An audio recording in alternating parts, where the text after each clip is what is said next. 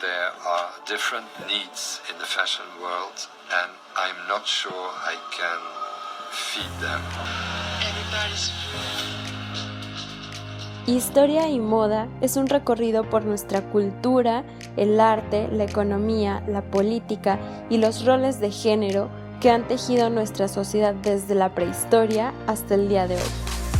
Todo esto teniendo la moda como hilo conductor. Este es un viaje para quienes quieran conocer su pasado, entender su presente y escribir su futuro. Somos Diana y Ceci y te acompañaremos en este apasionante viaje. Bienvenidas y bienvenidos.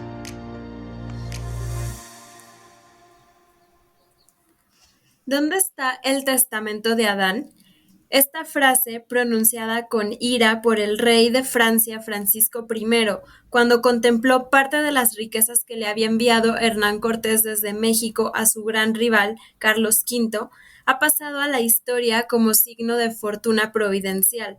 El arrebato del soberano francés aludía al reparto del orbe entre españoles y portugueses con exclusión de las demás naciones. Bienvenidas y bienvenidos a este nuevo episodio de Historia y Moda Latina.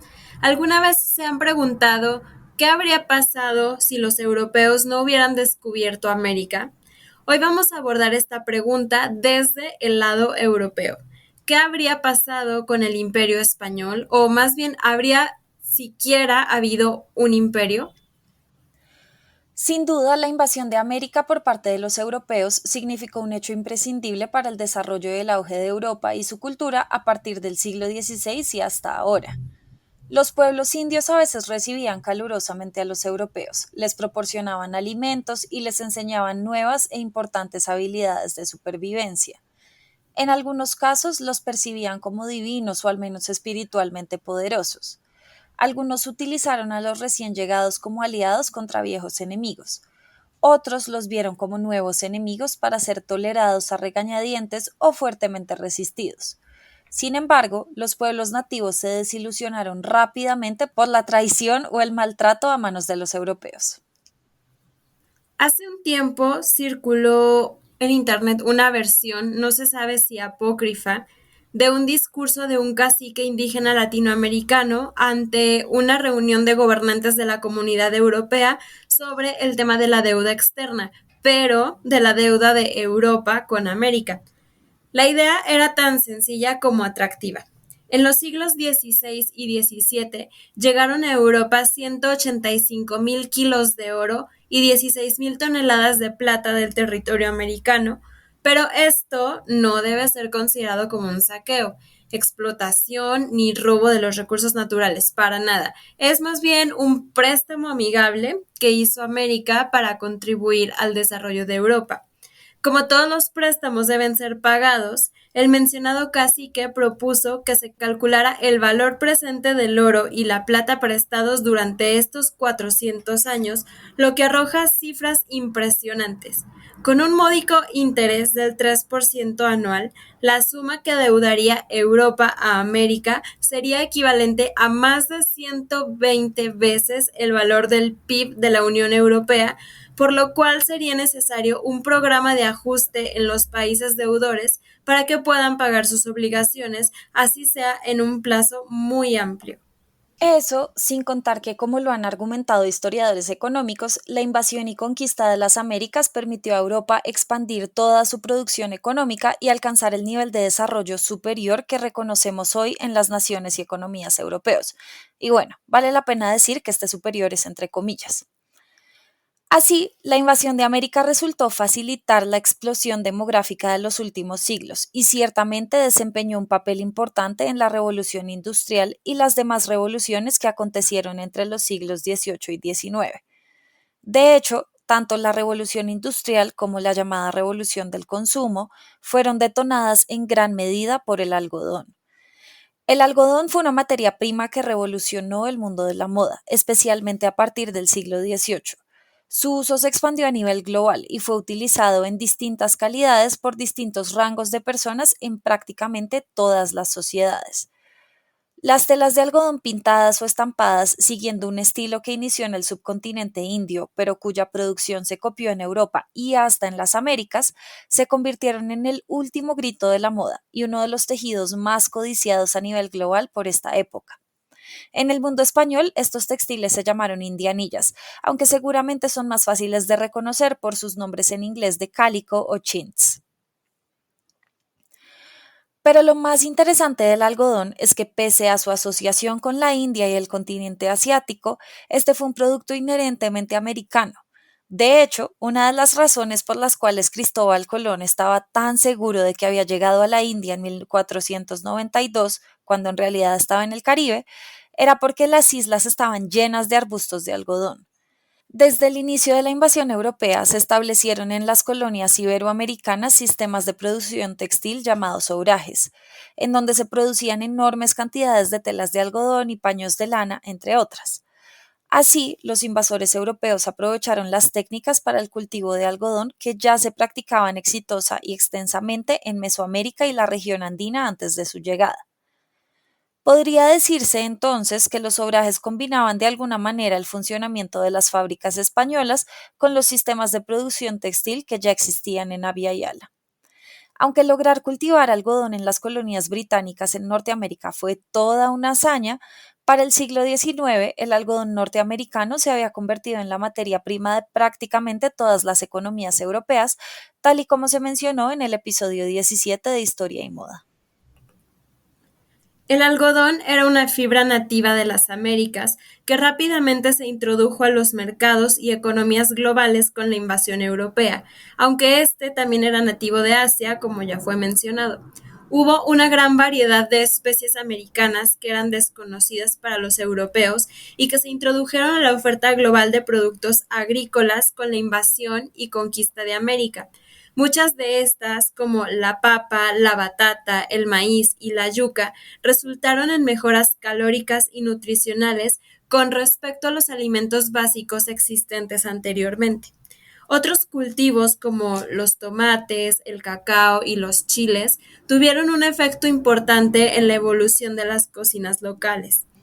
Los chiles dieron origen al curry picante en la India, al pimentón en Hungría y al kimchi picante en Corea. Los tomates alteraron significativamente la cocina de Italia y otros países mediterráneos, sino ¿qué sería de la pizza sin el pomodoro? La llegada a América proporcionó también al Viejo Mundo vastas cantidades de tierra relativamente despoblada, adecuada para ciertos cultivos que tenían una gran demanda en los mercados europeos, como el azúcar, el café, la soya, las naranjas y los bananos. El continente americano se convirtió rápidamente en el principal proveedor de estos cultivos a nivel mundial. Pero fuera de esto, en el horizonte de 1500, el negocio de las Indias aparecía como un ostensible fracaso.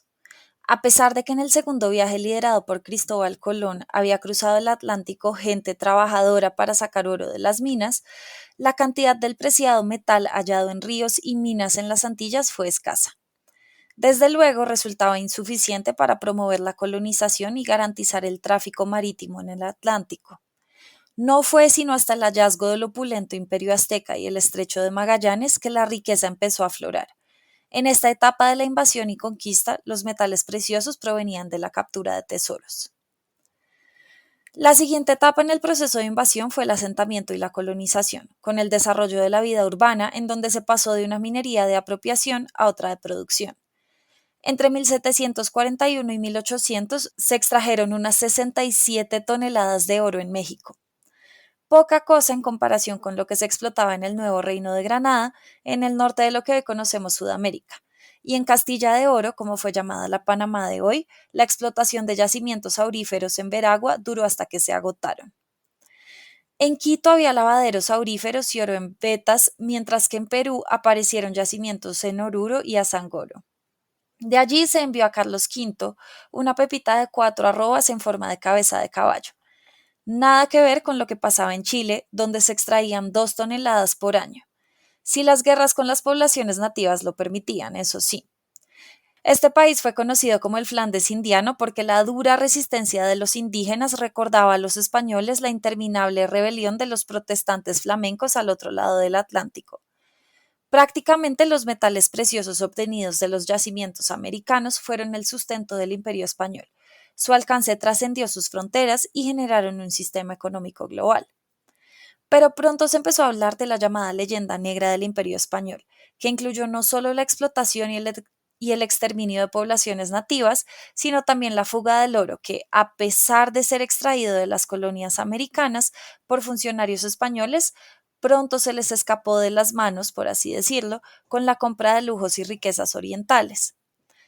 En otras palabras, la riqueza ofrecida por las colonias americanas resultó ser limitada y fugaz. Por eso es que surgió la imagen de América como fracaso, como lugar de forágidos y rescatadores tan arraigada en la mentalidad de españoles y europeos incluso hoy. Esta nació precisamente del rápido agotamiento de este ciclo minero del oro. Pero la historia de la plata fue muy distinta.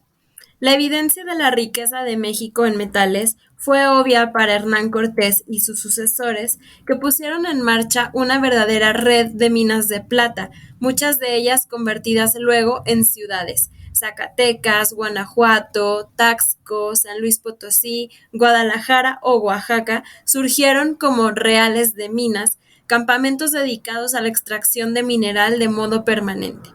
En Sudamérica también se encontraron yacimientos riquísimos de plata en lo que se llamó el Perú y el Alto Perú, con Cerro Rico en Potosí, Bolivia, siendo tal vez el más increíble de todos, como su nombre lo indica. La verdadera riqueza americana, en rigor, no fue el oro, sino la plata, que durante los 3 siglos hasta la independencia sufragó la colonización. Se pagaban productos como el marfil de la India, los perfumes de Arabia o la seda de Calabria. En fin, se pagó el comercio americano con Europa y sobre todo con China, y se garantizó la integración de territorios fronterizos donde se enviaban enormes cantidades de dinero, los situados para pagar fortificaciones y milicias. Pero más que adueñarse de todas estas riquezas, España y los españoles tenían que mostrarlas, y es así como de América también obtuvieron los recursos para desarrollar la imagen muy característica de la moda española que vendría a influir en toda Europa durante el resto del siglo XVI y hasta el XVII. Uno de los colores más complicados de conseguir a partir de tintes naturales es el negro, y más que conseguirlo, la dificultad radica en el mantenimiento del tono en los tejidos en el tiempo, con el uso y al lavarlo. Antes del descubrimiento de América, vestir ropa negra era símbolo de riqueza y una auténtica misión imposible.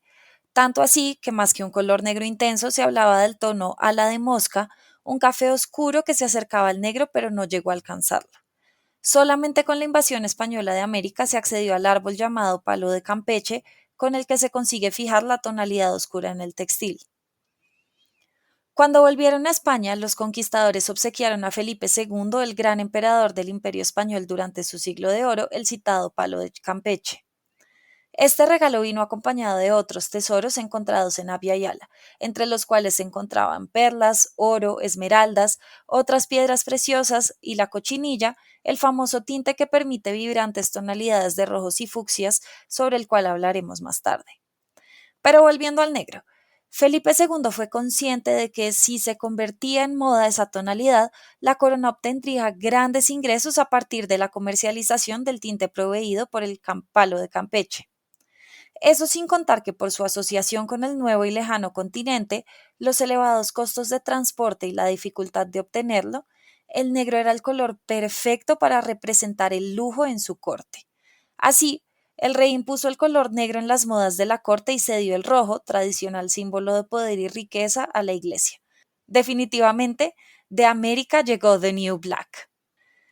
En aquel entonces, España logró que el tono oscuro se identificara como el más elegante de toda la paleta cromática. En contra de lo que comentaban los detractores extranjeros, la utilización del negro no tenía nada que ver con el estado de ánimo del rey. Este acababa de quedarse viudo de su tercera esposa, Isabel de Francia. El motivo para vestir de negro, por tanto, fue una cuestión económica y un performance de acceso al lujo y las riquezas americanas. La moda por el negro continuó en la corte española hasta el fin de la Casa de Austrias y el ascenso de la dinastía francesa de los Borbones, que reinaría en España a partir del siglo XVIII. La historia más tradicional de la moda nos cuenta que Felipe V impuso la moda de Versalles, corte en la que se crió, con colores llamativos y tejidos barrocos al estilo de su abuelo, el rey Luis XIV de Francia. Pero más recientemente se ha cuestionado esa narrativa. Primero, porque el auge de ninguna moda se le puede atribuir a una sola persona. Y segundo, porque ya se habían identificado cambios en las modas españolas antes del ascenso de Felipe de Borbón, duque de Anjou, al trono español. Pero lo cierto es que para 1700 el negro ya no era el único protagonista de la moda en las cortes españolas y los entornos urbanos que las rodeaban. Por esta época, el negro también se impuso para reflejar el luto por alguien, simbolismo que alcanzó su nivel máximo en el siglo XIX y particularmente en la Inglaterra de la reina Victoria, sobre todo después de que ella perdió a su amado consorte, el príncipe Alberto. Pero volvamos al Imperio Español y ahora al color rojo. Como ya mencionamos, en América este fue producido, entre otras, a partir de la cochinilla. Esta es una especie de chinche blanca procedente sobre todo de México y de Perú. Es prácticamente un parásito que se alimenta de plantas cactáceas y desde hace más de 2000 años se usa en América para teñir vestidos y dar color a la comida. En el siglo XVI, los españoles comenzaron su exportación a Europa, donde alcanzaba un alto precio como colorante para paños y para el uso de los pintores. Posteriormente, los españoles la introdujeron en Canarias, donde su cultivo se convirtió en un importante recurso económico para las islas. Hasta que la aparición de los colorantes artificiales dio al traste con este comercio, la cochinilla, llamada grana entre los españoles, fue uno de los productos mexicanos de exportación más valiosos entre 1650 hasta 1860, tan solo superado por el oro. No en vano, su uso como colorante natural se remonta a las civilizaciones precolombinas. La cultura paracas, que habitaba la costa del actual Perú hace unos 2000 años, y los aztecas en el actual México, ya conocían las propiedades de este insecto. Cuando los españoles conquistaron México en 1521, vieron a los indígenas recoger insectos de los nopales y no tardaron en darse cuenta de sus excepcionales propiedades como pigmento natural. En Europa existía una gran obsesión durante la Edad Media por conseguir el pigmento rojo perfecto. Los tintoreros medievales, que estaban organizados en gremios, eran capaces de producir muchos colores ricos, pero el rojo resultaba sumamente difícil de obtener. Las sedas de los ricos color carmesí y escarlata eran teñidas con kermes, un pigmento rojo derivado de los cuerpos deshidratados de las hembras de otro insecto, uno procedente de la familia Cocoidea, en centros ubicados en Italia y Sicilia. Con el descubrimiento de América, la cochinilla desplazó al kermes, puesto que producía un rojo más fuerte y duradero a menor cantidad. Para la década de 1570, la industria textil europea había pasado a depender del uso de la cochinilla. Según las fuentes del periodo, en el año 1580, solo a nivel de todo el territorio de la Nueva España, que es la actual zona de México, California, Nuevo México y parte de Centroamérica, ya se producían alrededor de 133 toneladas de grana, siendo la región oaxaqueña de Nochitlán una de las más importantes zonas productoras en esos tiempos. Pero su crecimiento no dejó de ir en aumento durante siglos. La extracción de cochinilla y la forma de convertirla en el tinte que creaba las vibrantes tonalidades de rojo para las telas fue uno de los secretos de Estado mejor guardados del Imperio Español. Pero esto trajo consigo rivalidades y peligros a medida que otros estados-nación europeos buscaban acceder a él. Como el insecto de la cochinilla no se podía cultivar en Europa, los rivales de España encontraron otro motivo para procurar apoderarse de las posesiones hispanas. Junto al oro y la plata, el objetivo prioritario de los piratas eran los barcos cargados de insectos de cochinilla. Pero no podemos hablar de piratas sin hablar del Mar Caribe y las perlas que se extrajeron de él hasta el punto de generar una crisis ambiental debido al agotamiento de las ostras de perlas en la región. Las perlas eran uno de los elementos más representativos del lujo en la modernidad temprana, y encontrarlas era como encontrar un tesoro. Por su lustre y formas barrocas, las perlas significaban riqueza y lujo, aunque también tuvieron asociaciones con la pureza que se buscaba en las mujeres. Tradicionalmente, las perlas eran asociadas con el lejano oriente, tal vez por su rareza y nuevamente por ser consideradas un elemento de lujo. La relación directa con el oriente se ve más explícitamente en que una de las características que se busca de las perlas es su oriente, es decir, la tonalidad que adquieren. Especialmente de las perlas blancas se identifican orientes amarillos, rosa o grisáceos, por ejemplo.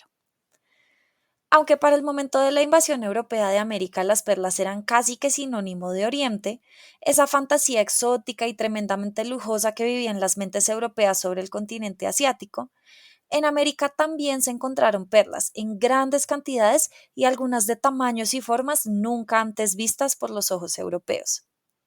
A diferencia de las esmeraldas, en donde el origen americano puede identificarse en un color mucho más claro que en las de origen africano, el caso de las perlas es prácticamente imposible de distinguir su origen a simple vista. Muchas de estas eran extraídas de ostras que se pescaban en el Caribe, gracias a la avidez de nadadores locales que podían sumergirse durante varios minutos hasta alcanzar las ostras al fondo del mar y volver a la superficie con ellas. Cuando se exterminaron las poblaciones nativas, se comenzaron a utilizar hombres y jóvenes esclavizados para pescar las perlas. La violencia ejercida contra ellos, que generaba heridas abiertas casi imposibles de sanar por la salinidad del agua marina, sumada a la falta de oxígeno al sumergirse, ocasionó grandes tasas de mortalidad.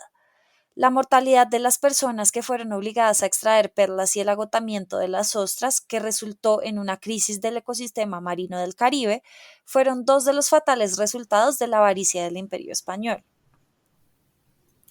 Hoy nada de esto puede observarse en los lujosos vestidos que sobreviven, retratados en las pinturas de corte europeas de los siglos XVI y XVII. Increíblemente adornados con perlas y otras piedras preciosas, estos trajes demostraban el auge del lujo en la moda fundamentado en todo lo que se extraía de las colonias americanas. Aunque untadas de sangre en sus lugares de origen, estas gemas aparecían relucientes al otro lado del Atlántico para demostrar el poder de quienes las vestían.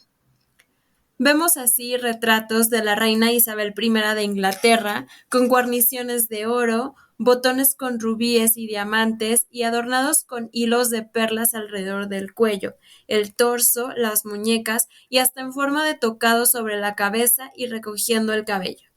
El famoso retrato de la Armada, que representa la derrota de la Armada española cuando intentó invadir Inglaterra en 1588, tiene perlas bordeando la saya, pero además contiene perlas cosidas en las manguillas y el verdugado, complementando el patrón brocado de soles y rosetas.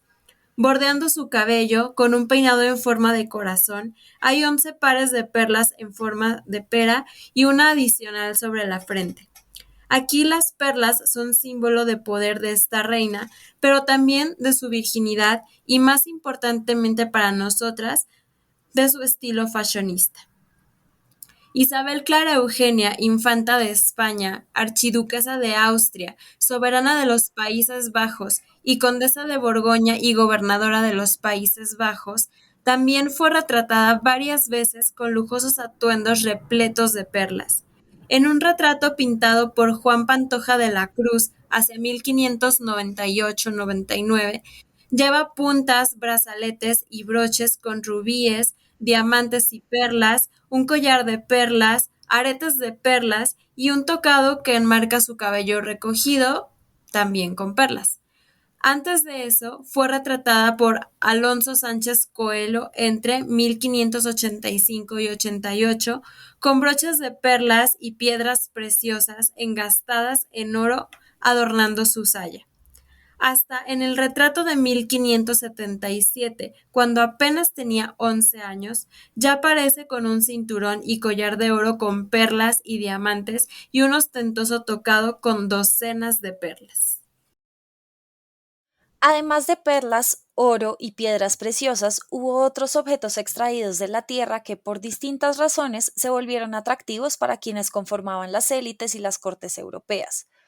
Es el caso del jade mesoamericano, por ejemplo, que se creía tenía propiedades curativas que, entre otras, parecían ayudar al rey Felipe II de España a aliviar los dolores ocasionados por sus cálculos renales.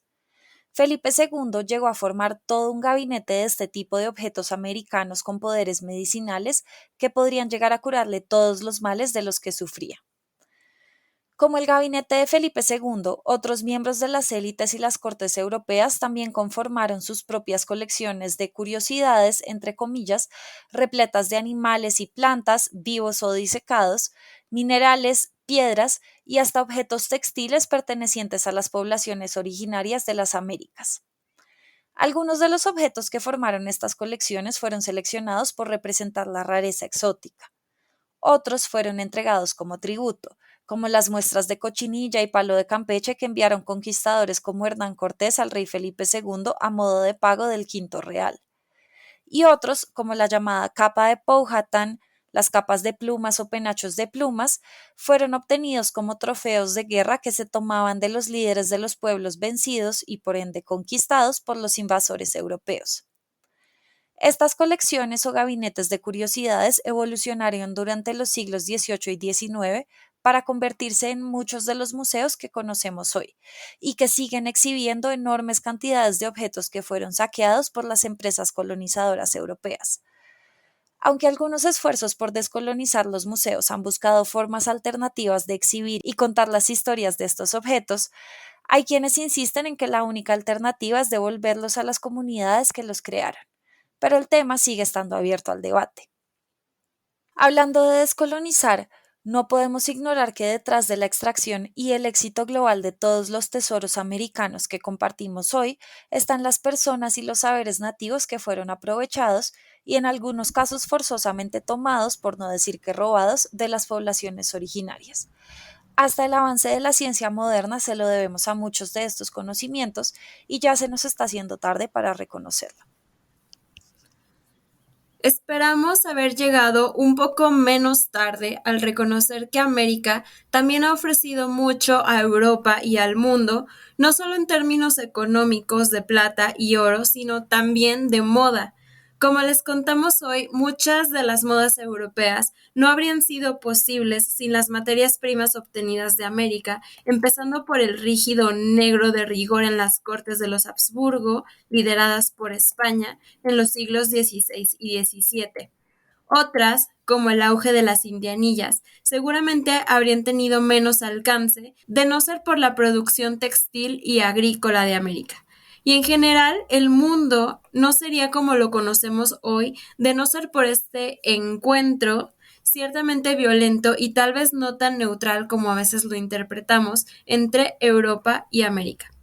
Retomando las palabras de Francisco I, molesto porque no le tocó ni un pedazo de la tarta de América, podríamos contestarle, ¿y como por qué teníamos que darles algo a alguien?